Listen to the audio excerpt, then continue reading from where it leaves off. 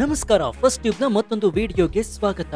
ಇವತ್ತಿನ ಈ ವಿಡಿಯೋವನ್ನ ನೋಡಿದ್ರೆ ನಿಜಕ್ಕೂ ನಿಮ್ಮ ಕಣ್ಣಲ್ಲಿ ನೀರು ಬರುತ್ತೆ. ಯಾಕಂದ್ರೆ ಕನ್ನಡದ ಖ್ಯಾತ ನಟ ವಿಲನ್ ಆಗಿಯೇ ಗುರುತಿಸಿಕೊಂಡಿದ್ದಂತಹ ಹರೀಶ್ ರಾಯ್ ಅವರ ಪರಿಸ್ಥಿತಿಯನ್ನ ನೋಡಿದ್ರೆ ನಿಜಕ್ಕೂ ನೀವು ಕೂಡ ಕಣ್ಣೀರು ಹಾಕ್ತೀರಾ. ಒಂದ್ ಕಾಲದಲ್ಲಿ ಕನ್ನಡ ಚಿತ್ರರಂಗದಲ್ಲಿ ವಿಲನ್ ಪಾತ್ರದ ಮೂಲಕ ತೆರೆಯ ಮೇಲೆ ಅಬ್ಬರಿಸಿದ್ದ, ಘರ್ಜಿಸಿದ್ದ, ಜನರ ಮನಸ್ಸಿನಲ್ಲಿ ವಿಲನ್ ಅಂದ್ರೆ ಹಿಂಗೆ ಇರಬೇಕು ಅಂತ ಗುರುತಿಸಿಕೊಂಡಿದ್ದ ಒಬ್ಬ ಕಲಾವಿದ ಅವರೇ ಹರೀಶ್ ರಾಯ್. ಉಡುಪಿ ಮೂಲದ ಈ ಕಲಾವಿದ ಇದೀಗ ಸಾಕಷ್ಟು ತೊಂದರೆಗಳನ್ನ ಅನುಭವಿಸ್ತಾ ಇದ್ದಾರೆ. ಅವರ ಆರೋಗ್ಯ ದಿನದಿಂದ ದಿನಕ್ಕೆ ಕ್ಷೀಣಿಸ್ತಾ ಇದ್ದು ಅತಿ ದೊಡ್ಡ ಕಾಯಿಲೆಯಿಂದ ಬಳಲ್ತಾ ಇದ್ದಾರೆ. ಗುರುತೇ ಸಿಗದಷ್ಟು ಬದಲಾಗ್ಬಿಟ್ಟಿದ್ದಾರೆ. ಅವರ ಫೋಟೋವನ್ನ ನೋಡಿದ್ರೆ ಇವರೇನೋ ಹರೀಶ್ ರಾಯ್ ಅಂತ ಅನ್ಸುತ್ತೆ. ವಿಲನ್ ಅಂದ್ರೆ ಹೇಗಿರ್ಬೇಕು, ಇಂತಹ ಗರ್ಜನೆ ಇರಬೇಕು, ಇಂತಹ ಚಾಪು ಮೂಡಿಸಬೇಕು ಅಂತ ತೋರಿಸ್ಕೊಟ್ಟವರು ಹರೀಶ್ ರಾಯ್ ಅವರು. ಅದರಲ್ಲೂ ಕೆಜಿಎಫ್ ಚಿತ್ರದಲ್ಲಿ ಚಾಚಾ ಆಗಿ ಗುರುತಿಸಿಕೊಂಡಿದ್ರು. ಅಲ್ಲದೆ ಹಲವಾರು ಸಿನಿಮಾಗಳನ್ನ ಮಾಡಿದ್ದಾರೆ. ಇತ್ತೀಚಿನ ಸಿನಿಮಾಗಳನ್ನ ಬಿಟ್ರೆ ಹಿಂದೆ ಹಳೆಯ ಸಿನಿಮಾಗಳಲ್ಲಿ ವಿಲನ್ ಪಾತ್ರದಲ್ಲಿ ಅಬ್ಬರಿಸಿ ಬೊಬ್ಬರಿತಿದ್ರು. ಆದ್ರೆ ಅವರ ಇವತ್ತಿನ ಸ್ಥಿತಿಯನ್ನ ನೋಡಿದ್ರೆ ನಿಜಕ್ಕೂ ಕೂಡ ಕಣ್ಣೀರು ಬರುತ್ತೆ. ಒಬ್ಬ ಕಲಾವಿದನ ಜೀವನ ಹೇಗೆ ಒಂದು ಕ್ಷಣದಲ್ಲಿ ತಲೆ ಕೆಳಗಾಗಬಹುದು ಅಂತ ಅನ್ನಿಸ್ತೇ ಇರೋದಿಲ್ಲ. ಹಾಗಾದ್ರೆ ಹರೀಶ್ ರಾಯ್ ಅವರಿಗೆ ಕಾಡ್ತಾ ಇರುವ ಆ ಸಮಸ್ಯೆ ಏನು? ಅದೆಂಥ ಕಾಯಿಲೆಯಿಂದ ಬಳಲ್ತಾ ಇದ್ದಾರೆ? ಆ ಕಾಯಿಲೆಗೆ ಚಿಕಿತ್ಸೆ ಇಲ್ವಾ? ಅವರ ದೇಹ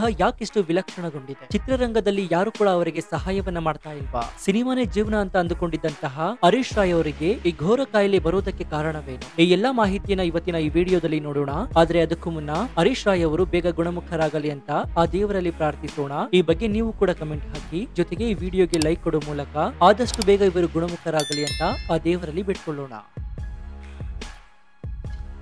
ಹರೀಶ್ ರಾಯ್ ಅವರು ಕನ್ನಡ ಚಿತ್ರರಂಗದ ಯಾರು ಗೊತ್ತಿಲ್ಲ ಹೇಳಿ. ಸಾಯಿ ಕುಮಾರ್, ದರ್ಶನ್, ಯಶ್ನಂತಹ ಸ್ಟಾರ್ ಗಳ ಜೊತೆಯಲ್ಲಿ ಹಲವಾರು ಸಿನಿಮಾಗಳನ್ನ, ಸೂಪರ್ ಹಿಟ್ ಸಿನಿಮಾಗಳಲ್ಲಿ ತಮ್ಮದೇ ಚಾಪುವನ್ನ ಮೂಡಿಸಿದ್ದಾರೆ. ವಿಶೇಷವಾಗಿ ಕೆಜಿಎಫ್ ಚಿತ್ರದಲ್ಲಿ ಚಾಚಾ ಪಾತ್ರದ ಮೂಲಕ ರಾಕಿ ಬಾಯ್ನ ಆಪ್ತ ಬಳಗದಲ್ಲಿ ಒಂದು ಗಟ್ಟಿ ಸ್ಥಾನವನ್ನ ಪಡೆದಿದ್ರು. ಆ ಸಿನಿಮಾದಲ್ಲಿ ಅವರ ಘರ್ಜನೆ, ಅವರ ನಟನೆ, ಅವರ ಆ ಭಾವನೆಯ ತೀವ್ರತೆ ಎಷ್ಟೋ ಜನರ ಮನಸ್ಸಿಗೆ ಮುಟ್ಟಿತ್ತು. ಒಂದು ರೀತಿಯಲ್ಲಿ ವಿಲನ್ ಪಾತ್ರಕ್ಕೆ ಒಂದು ಗುಣಮಟ್ಟವನ್ನೇ ಸೆಟ್ ಮಾಡಿಕೊಟ್ಟವರು ಇವರು. ಒಂದೊಂದು ಸಿನಿಮಾದಲ್ಲಿ ಒಂದೊಂದು ರೀತಿಯ ಪಾತ್ರ, ಒಂದೊಂದು ಶೈಲಿಯ ನಟನೆ. ಪ್ರತಿ ಪಾತ್ರದಲ್ಲೂ ಖಡಕ್ ಆಗಿ ಕಾಣಿಸಿಕೊಂಡು ಪ್ರೇಕ್ಷಕರಿಗೆ ವಿಲನ್ ಅಂದ್ರೆ ಹಿಂಗೆ ಇರಬೇಕು ಅಂತ ತೋರಿಸ್ಕೊಟ್ಟವರು. ಆದ್ರೆ ಇವತ್ತು ಆ ಹರೀಶ್ ರಾಯ್ ಅವರ ಪರಿಸ್ಥಿತಿ ನೋಡಿದ್ರೆ ಆಶ್ಚರ್ಯ ಅನ್ಸುತ್ತೆ, ದುಃಖ ಆಗುತ್ತೆ, ಕಣ್ಣೀರ್ ಕೂಡ ಬರುತ್ತೆ. ಯಾಕಂದ್ರೆ ಒಂದು ಕಾಲದಲ್ಲಿ ತೆರೆಯ ಮೇಲೆ ದೊಡ್ಡ ಡಾನ್ ಆಗಿ ಕಾಣಿಸಿಕೊಂಡವರು ಇವತ್ತು ಸಾವು ಬದುಕಿನ ನಡುವೆ ಹೋರಾಡ್ತಾ ಇದ್ದಾರೆ. ಹರೀಶ್ ರಾಯ್ ಅವರನ್ನ ಒಂದು ಗಂಭೀರ ಕಾಯಿಲೆ ಕಾಡ್ತಾ ಇದೆ, ಥೈರಾಯ್ಡ್ ಕ್ಯಾನ್ಸರ್.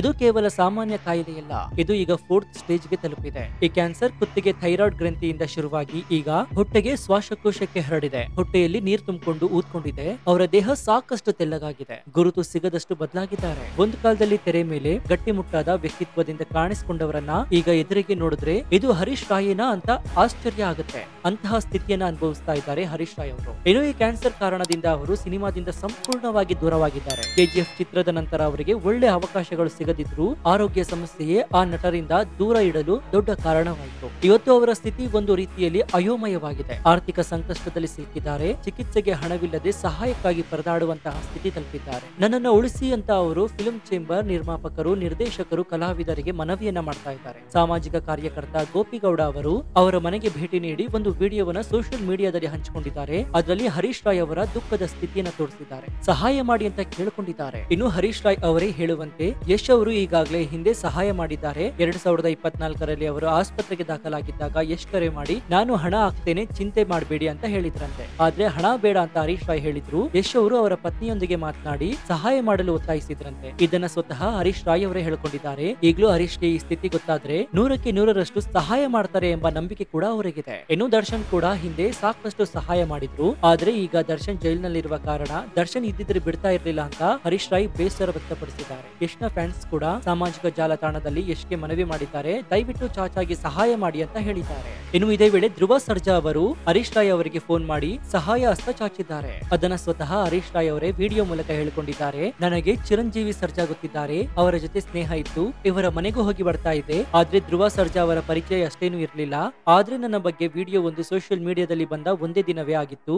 ಅಷ್ಟರಲ್ಲಿಯೇ ಧ್ರುವ ಸರ್ಜಾ ಅವರು ಕಾಲ್ ಮಾಡಿ ಮಾತನಾಡಿದ್ರು. ಆರೋಗ್ಯ ಹೇಗಿದೆ ಅಂತ ವಿಚಾರಿಸಿದ್ರು. ನೀವು ಹಾಗೆ ಅಳಬಾರ್ದು, ಕಣ್ಣೀರು ಹಾಕೋದು ಬೇಡವೇ ಬೇಡ, ನಾವು ಇದ್ದೇವಿ, ನಿಮ್ಮ ಜೊತೆಗೇನೆ ಇದ್ದೇವೆ ಅಂತ ಹೇಳಿದ್ದಾರೆ. ಅಲ್ಲದೆ ನನಗೆ ಒಬ್ರು ಡಾಕ್ಟರ್ ಗೊತ್ತಿದ್ದಾರೆ, ಆ ಒಂದು ಆಸ್ಪತ್ರೆಗೆ ನೀವು ನಾಳೆ ಹೋಗಿ ಅಲ್ಲಿ ಹೋಗುವ ಖರ್ಚಿನ ಬಗ್ಗೆ ಯೋಚನೆ ಮಾಡಬೇಡಿ, ಅದನ್ನ ನಾನು ನೋಡ್ಕೊಳ್ತೇನೆ, ನೀವು ಮೊದಲು ಅಲ್ಲಿಗೆ ಹೋಗಿ ಅಂತ ಧ್ರುವ ಸರ್ಜಾ ಹೇಳಿದಾರಂತೆ. ಅದನ್ನ ಕೇಳಿದ ಹರೀಶ್ ರಾಯ್ ತುಂಬಾನೇ ಖುಷಿ ಪಟ್ಟಿದ್ದಾರೆ. ಈಗಾಗಲೇ ನನ್ನ ಟ್ರೀಟ್ಮೆಂಟ್ ಶುರುವಾಗಿದೆ, ಇನ್ನೇನು ಕೆಲವೇ ದಿನಗಳಲ್ಲಿ ಇಂಜೆಕ್ಷನ್ ತೆಗೆದುಕೊಳ್ಬೇಕಿದೆ ಅಂತ ಹೇಳಿದ್ದಾರೆ. ಓಕೆ, ಹಾಗಾದ್ರೆ ನೀವು ಯಾವ ಡಾಕ್ಟರ್ ಹತ್ರ ತೋರಿಸ್ತಾ ಇದ್ದೀರೋ ಅಲ್ಲಿಯೇ ತೋರಿಸಿ, ಅವರದ್ದು ಏನಿದೆಯೋ ನಾನು ನೋಡ್ಕೊಳ್ತೇನೆ ಅಂತ ಹೇಳಿದ್ದಾರೆ. ಹಾಗೆ ಧ್ರುವ ಸರ್ಜಾ ಅವರ ಈ ಒಂದು ಸಹಾಯ ಹಸ್ತ ಚಾಚಿರೋದ್ರಿಂದ ಅಂತ ಈ ಬಗ್ಗೆ ಹರೀಶ್ ರಾಯ್ ಅವರು ವಿಡಿಯೋ ಮೂಲಕ ಹೇಳಿಕೊಂಡಿದ್ದಾರೆ. ಹಾಗಾದ್ರೆ ಹರೀಶ್ ರಾಯ್ ಅವರನ್ನ ಕಾಡ್ತಾ ಇರುವಂತಹ ಥೈರಾಯ್ಡ್ ಕ್ಯಾನ್ಸರ್ ಯಾಕಿಷ್ಟು ಗಂಭೀರ? ಇದಕ್ಕೆ ಕಾರಣ ಏನು? ಚಿಕಿತ್ಸೆ ಸಾಧ್ಯವಿಲ್ವಾ? ಈ ಎಲ್ಲದರ ಬಗ್ಗೆ ಒಂದೊಂದಾಗಿ ನೋಡೋಣ. ಥೈರಾಯ್ಡ್ ಕ್ಯಾನ್ಸರ್ ಅನ್ನೋದು ಕುತ್ತಿಗೆಯಲ್ಲಿರುವ ಥೈರಾಯ್ಡ್ ಗ್ರಂಥಿಯಲ್ಲಿ ಆರಂಭವಾಗುವ ಕಾಯಿಲೆ. ಈ ಗ್ರಂಥಿಯು ದೇಹದ ಹೃದಯ ಬಡಿತ, ರಕ್ತದೊತ್ತಡ, ಉಷ್ಣತೆಯನ್ನ ನಿಯಂತ್ರಿಸುವ ಹಾರ್ಮೋನ್ಗಳನ್ನು ಉತ್ಪಾದಿಸುತ್ತೆ. ಆದ್ರೆ ಈ ಗ್ರಂಥಿಯಲ್ಲಿ ಕ್ಯಾನ್ಸರ್ ಆರಂಭವಾದಾಗ ಇದು ದೇಹದ ಇತರ ಭಾಗಗಳಿಗೆ ಹರಡುತ್ತೆ.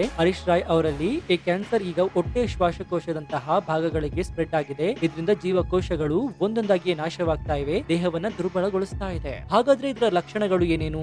ಇದು ಕ್ಯಾನ್ಸರ್ ಕುತ್ತಿಗೆಯಿಂದ ಶುರುವಾಗಿ ಗಂಟಲಿನ ಮೇಲೆ ಪರಿಣಾಮ ಬೀರುತ್ತೆ. ಇದರಿಂದ ಉಸಿರಾಡಲು ಅಥವಾ ನುಂಗಲು ತೊಂದರೆಯಾಗುತ್ತೆ. ಇನ್ನು ಹರೀಶ್ ರಾಯ್ ಅವರು ಗರ್ಜನೆಗೆ ಖ್ಯಾತರಾಗಿದ್ರು. ಆದ್ರೆ ಈ ಕಾಯಿಲೆಯಿಂದ ಧ್ವನಿ ನಷ್ಟವಾಗುತ್ತೆ. ಅಲ್ಲೇ ಕುತ್ತಿಗೆಯಲ್ಲಿ ಊತ ಬಂದಿದ್ದು ಗಡ್ಡೆಯ ರೂಪದಲ್ಲಿ ಕಾಣಿಸಿಕೊಳ್ತಾ ಇದೆ. ಆಯಾಸ, ವಾಕರಿಕೆ, ವಾಂತಿ, ದೇಹದ ಶಕ್ತಿ ಕಡಿಮೆಯಾಗುತ್ತೆ, ಅನಿರೀಕ್ಷಿತ ತೂಕ ನಷ್ಟವಾಗುತ್ತೆ.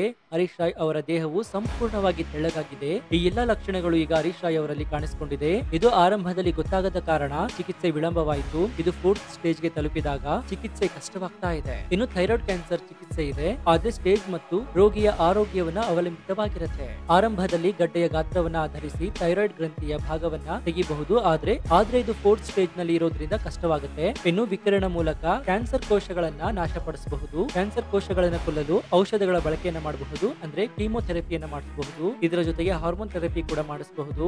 ಆದ್ರೆ ಎಲ್ಲ ಚಿಕಿತ್ಸೆಗಳಿಗೂ ದೀರ್ಘಕಾಲದ ಪ್ರಕ್ರಿಯೆ ಮತ್ತು ದೊಡ್ಡ ಮೊತ್ತದ ಹಣ ಬೇಕಾಗುತ್ತೆ. ಭಾರತದಲ್ಲಿ ಥೈರಾಯ್ಡ್ ಕ್ಯಾನ್ಸರ್ ಸಾಮಾನ್ಯವಾಗಿಲ್ಲ, ಆದ್ರೆ ವಿದೇಶದಲ್ಲಿ ಇಂತಹ ಕೇಸ್ಗಳು ಸಾಕಷ್ಟಿವೆ. ಆರಂಭದಲ್ಲಿ ಗೊತ್ತಾದ್ರೆ ಚಿಕಿತ್ಸೆ ಸುಲಭ, ಆದ್ರೆ ನಿರ್ಲಕ್ಷ್ಯದಿಂದ ಇದು ಗಂಭೀರವಾಗುತ್ತೆ. ಆದ್ರೆ ಇದೀಗ ಹರೀಶ್ ರಾಯ್ನ ಜೀವನ ನಿಜಕ್ಕೂ ಕೂಡ ದುಃಖದ ಕಥೆಯಾಗಿದೆ. ಒಂದ್ ಕಾಲದಲ್ಲಿ ತೆರೆಯ ಮೇಲೆ ದೊಡ್ಡ ಡಾನ್ ಆಗಿ ಕಾಣಿಸಿಕೊಂಡವರು ಇವತ್ತು ಆಸ್ಪತ್ರೆಯ ಬೆಡ್ ನಲ್ಲಿ ಸಾವು ಬದುಕಿನ ನಡುವೆ ಹೋರಾಟ ನಡೆಸ್ತಾ ಇದ್ದಾರೆ. ಇದನ್ನ ನೋಡಿದ್ರೆ ಜೀವನ ಎಷ್ಟು ವಿಚಿತ್ರ ಅಂತ ಅನ್ಸುತ್ತೆ. ಕೆಜಿಎಫ್ ಚಾಚನ ಈ ಸ್ಥಿತಿಯನ್ನ ನೋಡ್ತಾ ಇದ್ರೆ ಯಾರಿಗಾದ್ರೂ ಕಣ್ಣೀರು ಬರುತ್ತೆ. ಸಾಕಷ್ಟು ಜನ ಈಗ ಸೋಷಿಯಲ್ ಮೀಡಿಯಾದಲ್ಲಿ ಬೇಸರ ವ್ಯಕ್ತಪಡಿಸ್ತಾ ಇದ್ದಾರೆ. ಅಯ್ಯೋ, ಇಂತಹ ಸ್ಥಿತಿಯನ್ನ ನೋಡಲಾರದು ಅಂತ ಕಣ್ಣೀರನ್ನ ಸುರಿಸ್ತಾ ಇದ್ದಾರೆ. ಒಂದ್ ಕಾಲದಲ್ಲಿ ಕನ್ನಡ ಚಿತ್ರರಂಗದಲ್ಲಿ ವಿಲನ್ ಪಾತ್ರದ ಮೂಲಕ ತೆರೆಯ ಮೇಲೆ ಅಬ್ಬರಿಸಿದ್ದ, ಘರ್ಜಿಸಿದ್ದ, ಜನರ ಮನಸ್ಸಿನಲ್ಲಿ ವಿಲನ್ ಅಂದ್ರೆ ಹಿಂಗೆ ಇರಬೇಕು ಅಂತ ಗುರುತಿಸಿಕೊಂಡಿದ್ದ ಒಬ್ಬ ಕಲಾವಿದ, ಅವರ ಆರೋಗ್ಯ ದಿನದಿಂದ ದಿನಕ್ಕೆ ಕ್ಷೀಣಿಸ್ತಾ ಇದ್ದು ಅತಿ ದೊಡ್ಡ ಕಾಯಿಲೆಯಿಂದ ಬಳಲ್ತಾ ಇದ್ದಾರೆ. ಗುರುತೇ ಸಿಗದಷ್ಟು ಬದಲಾಗ್ಬಿಟ್ಟಿದ್ದಾರೆ. ಅವರ ಫೋಟೋವನ್ನ ನೋಡಿದ್ರೆ ಇವರೇನೋ ಹರೀಶ್ ರಾಯ್ ಅಂತ ಅನ್ಸುತ್ತೆ. ವಿಲನ್ ಅಂದ್ರೆ ಹೇಗಿರ್ಬೇಕು, ಇಂತಹ ಗರ್ಜನೆ ಇರಬೇಕು, ಇಂತಹ ಚಾಪು ಮೂಡಿಸಬೇಕು ಅಂತ ತೋರಿಸ್ಕೊಟ್ಟವರು ಹರೀಶ್ ರಾಯ್ ಅವರು. ಒಬ್ಬ ಕಲಾವಿದನ ಜೀವನ ಹೇಗೆ ಒಂದು ಕ್ಷಣದಲ್ಲಿ ತಲೆ ಕೆಳಗಾಗಬಹುದು ಅಂತ ಅನ್ನಿಸ್ತೇ ಇರೋದಿಲ್ಲ.